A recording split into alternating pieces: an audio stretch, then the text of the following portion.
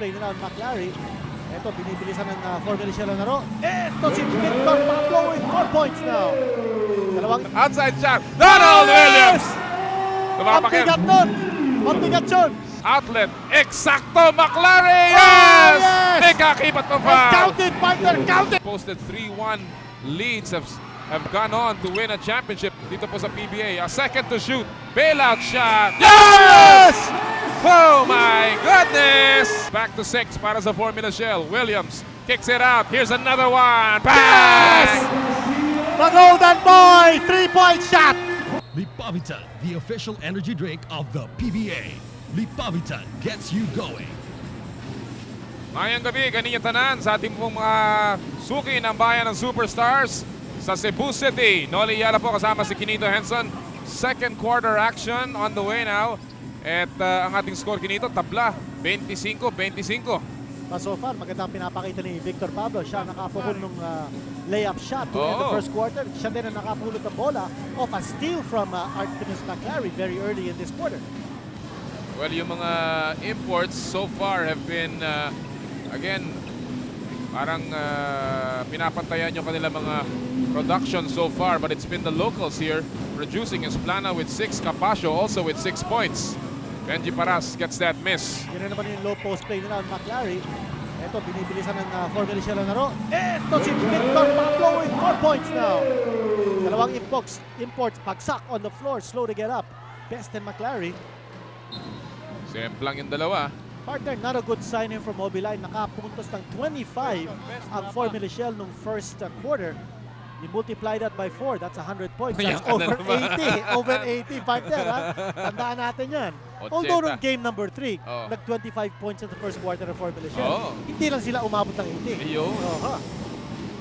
Tingnan natin kung itong Formula Shell natuto na dun sa kanilang Game 2 and Game 3 debacles. 10-45 na lang po dito sa ating second quarter. Al Solis still in the long court. Binigay sa poste. Mills. 3 seconds to shoot. Bailout shot. No, inilabas pa. And that'll not do it. Wala, hindi tumama sa ring. Oo. So they will reset it. Na 24-an sila. Good defense at pumapalakpak si Perry Ronquillo. Alam niya na maganda yung pinakita ng kanyang mga Magandang bataan rotation, doon. partner. Magandang rotation. As you see, Andy Sigur of the Centennial team. Kailan bang alis yan? Kinito, ano pang balita mo? Thursday, December 3. Aha. Alis na yung Centennial team. We want to wish them the best of luck. Our prayers are with them. And I'm sure, pagdating ng ating kampanya dyan, hindi lamang prayers. Lahat ng tao nakaglue sa BTV, watching the games of the Centennial team. In the meantime, si Alvin Teng picking up a foul here. Ano ba, partner, ang balita natin from the Bangkok Asian Games is nagbabawas na sila ng contenders in the basketball tournament. Diba? Hindi na maglalaro yung Saudi Arabia because Yes. of some political problems. Oo. Yung North Korea nag-back out. Ba? Yung Jordan yata nag-back out din at saka yung Cambodia. And from the last count, there are 12 remaining teams in the basketball tournament. Yung kaya China, hindi magbabakaw dyan? Sana.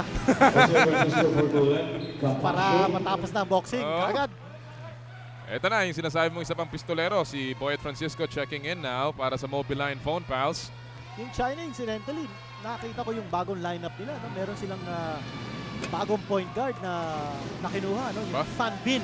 Fan Bin. So, yun ang pangalan ng bagong point guard nila. So, they seem to still be looking for the right 12-man combination. Very Hindi pa settled. fluid pa ang kanilang ano, ha? Oo. Pero yung 7-footer pa lang isa, yung sinasabi, yung hindi naglaro dito, yung 7-2 ba yun o 7-4? Yung si Yao Ming. Lalaro ba? Mukhang hindi maglalaro yun. Okay. He will play in the junior, play in the junior championships. Kasi kung lalaro yan, sana sasama ko na ikaw dun sa lineup, Kinito, para matapos na itong kaguluhan na to. Oo pinadraft nga ako pero sabi ng agent ko, hindi Wag muna, wag oo. muna. Hold out.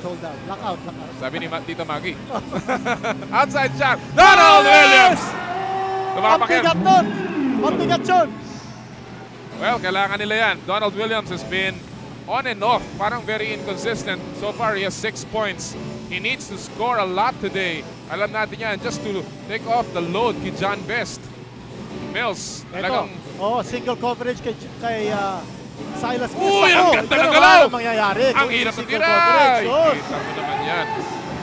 Biglang biglang tinapakan niya yung silinyador. nakawala siya kay John Best eh. Mabigat. Meron ako nakita isang poster, Mills is better than Best. Akala ko yung Best yung pinakamagaling na eh. Meron pala good, better, best, Mills. Outside shot ni John Best, supply, Mills, outlet, eksakto, McLaren! Yes! yes! May kakibat pa And foul! counted, partner, counted! And one for Team McLaren. What a play! Kita mo si McLaren. Sabi niya, hot hands, hot hands. Inahalikan niya yung kanyang mga kamay just to show how difficult that catch was. But this is a tremendous pass. Yung outlet, Oo, partner. kita mo to Diyan ha. nagkatalo. Yung outlet Exactly. pass coming from Silas Mills and a beautiful layup shot off balance by Artemis McLaren. Ang ganda naman ng kombinasyon, Ganda, partner. ganda. Mills and McLaren. Sabi nga nila, the M&M combination. Ang tamis ano. Double M for double murder. However, he missed that free throw. 18 points already para kay T. McLaren. And you look at the numbers here in the sa huling yugto. 12-7 and rebounding advantage ng Mobiline.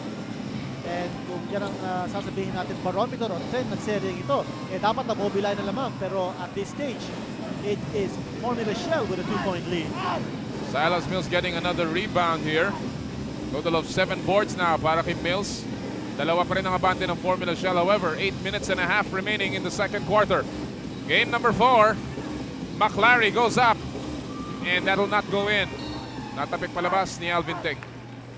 Alam mo si McLaren is in a zone right now. He has 18 points. Ang kanyang average in the championship series, only 27. So you can imagine how much he's overworking himself dito sa first half. Ha? Well, partner ito si McLaren now is being taken on defensively by Chris Jackson. Tingnan natin in that defensive matchup will work wonders here. Oh yes, how sweet it is from the outside. Donald Williams banging away with his second triple V, or rather PLDT long distance shot. 9 points in the ball game para kay Donald Williams. At gumaganda yung kanyang average from the outside. Oy, si McLaren, bahagya ng naiwan. Ang humarap sa kanya mas maliit pero nadepensahan sa likod ni Chris Jackson. Loose ball, napulot ni Al Solis. Gives it back, McLaren. Nothing there. Alvin Teng is wide open. He missed that one. At may foul, laban kay Boyd Francisco. Yan ang libre-libre. Yun ang mga sinasayang. In a championship series, walang room for mistake eh. Well, totoo yan. Wide open shot. You've got to be able to connect. You have to put that down. And we'll be back. Welcome back mga kaibigan. Dito po sa Cuneta Astrodome. Yan ang ating talaan at the moment, 34-29 with 7.5 remaining in the second quarter. John Best humihit. At ang rebound, hindi makakuha ni Alvin Teng, lalabas. Sabi niya may tulak daw pero hindi tinawagan yun. You know, exactly 2 years ago, Benji Paras recorded 8 shot blocks, tying the 6th all-time most ever by a local in a game. Well, today si Benji Paras is again playing on this very same day, but this time with a different mission, and that is to give Formula Shell a deadlock series. And right now si Donald Williams ang kumakamada. 7-point lead para sa Formula Shell. Medyo maingat ngayon sa foul ito Formula Shell. Only one team foul so far dito sa quarter na to. With a quarter almost half gone. At maniwala ka, Kinito, wala pang may dalawang personal fouls among the individual players. Oy! Binalibag din ni Alvin Teng. Alam mo, series of miscues here by Alvin Teng. Parang wala sa concentration. Kanina nakita natin, miss shot. Tapos yung rebound na nakawala sa kanya. Tapos ngayon, a bad pass. And that Actually, although lamang sa rebounding ang Mobiline, yung kanilang turnovers is what's killing them and giving Formula Shell more opportunity to score. Ito si Castillo. Wala sa pa rin. labas. Pinag-usapan mo yung turnovers. Mobiline is averaging 19 turnovers per ball game. Ang Formula Shell about 16 in this series. McLaren, hinanap si Silas Mills. Ikaw naman, sabi niya, partner, nasa ni Victor Pablo. Ito pa yun. Goaltending. Goaltending. Nakita yun. Pababa na yung bola. Count that one. Silas Mills now with a total of 7. Pang-apat na puntos niya dito sa second quarter. Malinaw yan dito sa tirang to. Kitang-kita sa anggulo eh. Yun, pababa na. 36-31. Half a quarter remaining dito po sa ating second period. John Best Faking. Wala na nagawa si Silas Mills kung hindi tanganan yung kanyang braso. Well, naghahanap ng foul naman ito si John Best, no, with that penetration move. That's the first foul ni Silas Mills. That'll send John Best to the free throw line. Samantala si Eric Reyes now checking into the ball game. Mukhang papalitan niya si Alvin Teng. Alam mo, interesting ang collegiate career nito ni John Best at Tennessee Tech. Tennessee Tech. When he was a freshman in 1989-90, he was involved in a free-for-all and he broke his hand. Ba? And there were 5 players from Tennessee Tech, his team, that were suspended because of that brawl. And was a senior naman in 1992-1993. He averaged 28.5 points, number 3 in NCAA scoring Division 1. Pero hindi mo na makikita yung init ng ulo niya ni John Best dito sa PBA. Bihirang-bihira. Once in a while, nakakalumalabas yung kanyang pagrereklamo. But makikita mo that he plays tough, but he never really plays rough. Totoo yan, partner. His game has matured, and I think it's because of the many years playing overseas. No? Alam natin ito si John Best. Naglaro yan once upon a time for San Miguel Beer dito sa PBA, and this is for Formula Shell. Hindi tayo nagkakamali. This is his second stint with Formula Shell. And he was also a second-round draft choice of the New Jersey Nets in 1993. Last season in the French League, he hit 47.9% from three-point range for the Angers team.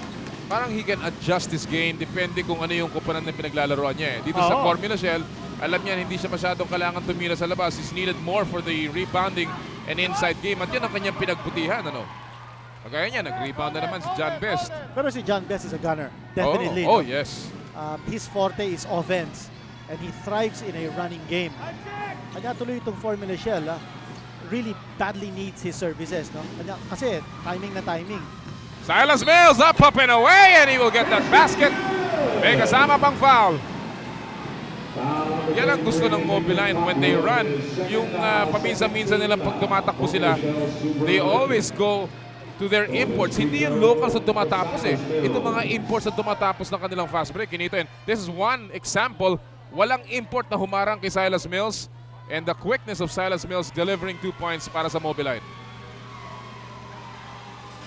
Bonus free throw, not there. Rebound, offensive rebound ni Eric Reyes. Ayan, hindi na box out ni Vic Pablo ito si Eric Reyes. Nakakautuloy ng offensive rebound. Another opportunity for Mobiline to bring down this lead. Ito tumira sa labas. Wala. Another offensive rebound. Si T. McLaren naman ngayon. That's 2 straight, partner. Sinasabi natin yung rebounding being the barometer ng series na to. Yes. McLaren fall away. That'll trickle in. Swerte pa to si T. McLaren ngayon. 20 puntos na ang ginagawa ni Mr. T, and that cuts down that Formula Shell lead to 3. Formula Shell needs this win badly. Since 1991, all 13 teams that posted 3-1 leads have gone on to win a championship dito po sa PBA. A second to shoot. Bailout shot. Yes! Oh my goodness! Sabi mo, gunner? Aba, hindi lang gunner ito. Talagang... Tirador! Oo. That was a big shot. Oh, yes. Big shot. No time left on the shot clock.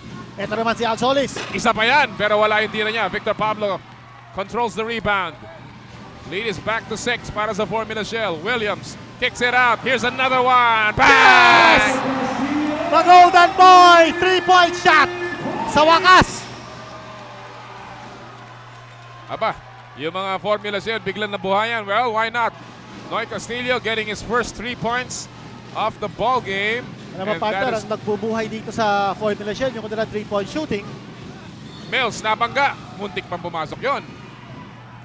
And John Best will be called for another foul. That'll be the second foul laban kay John Best. Partner, bilangin kaya natin ang mga 3-point shot ng Formula Shell so far. Ito yung isa. Ito na yung isa dyan. A second to shoot. He lets it fly. Nothing but the bottom of the net. And of course, you talk about 3-point shooting. The Golden Boy. Bang! 6 na, partner, ang naipasok ng Formula Shell from 3-point range. 6 3-point bombs compared to 2 Yes. from Mobiline. Silas Mills at the free throw line for his second free throw. That'll go down. And that lead has been cut down to 8. Yan ang sinasabi ko kanina, Mills is better than best. Okay yun, ah. Kita mo ah. Siguro mahilig sa puso ito eh. Well, so far in this ball game, that may not be too apparent. Although si John Best is 17 points, Silas Mills only with 10. Pero in other departments, Silas Mills has been leading in terms of rebounding. Abanting-abante si Silas Mills. Samantala si Boyd Francisco is called for a foul. And now Tony Boy Espinosa will check in para kay Al Solis. Siya nga pala, Kinito. May announcement lang tayo dito galing kay Councilor Yoyong Martires. Yung mga ex-PBA players po, may luncheon gathering kayo sa EDSA Shangri-La Plaza Coffee Shop sa Mandaluyong on December 3, 1998. Alas 12 ng tanghali. Hosted by Councilor Yoyong Martires. Again, yung ex-PBA players natin. Luncheon sa EDSA Plaza. Pwede kayo sumama dyan. Yung mga announcer kasama kaya? Kung ex-announcer pa rin. Ayun naman yung hook shot. Wala. Hindi pumasok. Rebound, napupulot ni Team McClary. Faking. Francisco is wide open. Wala pa rin. Inaalat ang mobile line. Dinito ha. From outside, yes. Hindi pumapasok ang kanilang mga tira. On the other hand, ito naman ang Formula Shell. Mukhang binebuenas Oo. sa labas. Well, in this series, so far, the team which shot better from the outside has won each game. In the meantime, eto na naman ang Formula Shell. Donald Williams with 13 points. And it's now a 10-point lead. Yes. Well, so far, ito si Donald Williams, medyo minamani niya yung depensa ni Boy at Francisco. No? Francisco did a good job defensively on Williams in game number 3. No? But so far, sa larong ito, mukhang kayang-kaya ni Williams. Ito si Boy at Francisco sa kanilang matchup. Silas Mills replying with that 3-point shot. There's another whistle here on that drive ni Donald Williams. And this one will go against Jose Francisco again. That'll be second now. Or rather third foul para kay Boyd Francisco. Formula Shell is smoking here in the second quarter. They're on top by 7 with 2:05 remaining.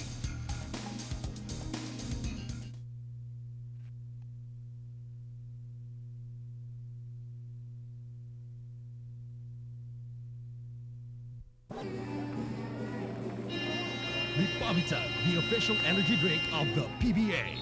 Lipavitan gets you going. Naimbang Garabillo amin sa ating pong mga kaibigan sa Hilagang Luzon. Lalong-lalo na dyan sa San Esteban, Ilocos Sur at sa Lawag City. Noli Yala po kasama si Kinito Henson. And right now may konting apirya doon sa ringside section ng Cuneta Astrodome. Medyo nagkakasarapan na kasi yung laban dito Kinito. Pati yung fans napapasama na rin at napapainit na yung kanilang pag-upo. Ayan, napapatindig tuloy. Well, the action continues here. Under 2 minutes to play. Ito yung patented play ng Formula Shell. They look to John Best at low post. Kick out play. Alam mo, hinahanap talaga nila si Donald Williams. Inside. Ayun, nahanap nila si Chris Jackson and he was fouled. Sinandalan pa niya si Eric Reyes doon. Although hindi niya naiangat yung bola, that's something na hinahanap lamang nito si Chris Jackson, yung foul no? Pero hindi talaga mentality ng isang shooter no? Oo. Well, dinadaan ni Chris Jackson sa lakas ng katawan niya. He certainly knows how to protect the ball, especially in a situation like that. At sabi ni Chris Jackson, dapat makapunta naman siya sa free throw line. Alam mo, you talk about free throws. That was a big factor back in game number 3. Ang Mobiline was allowed only a combined 17 of 32 in the first 2 games. Pero in game number 3, Shell gave the Phone Pals 18 of 24 and 11 of 12 free throws in the fourth quarter. So yan ay malaking bagay yan. Malaking bagay yun. 11 free throws in the fourth quarter converted. Oo. Mabigat yun. Kaya medyo nakaangat to ng Mobiline. Samantala, itong larong ito mga kaibigan, Formula Shell ang angat-angat. They are on top by 8 points.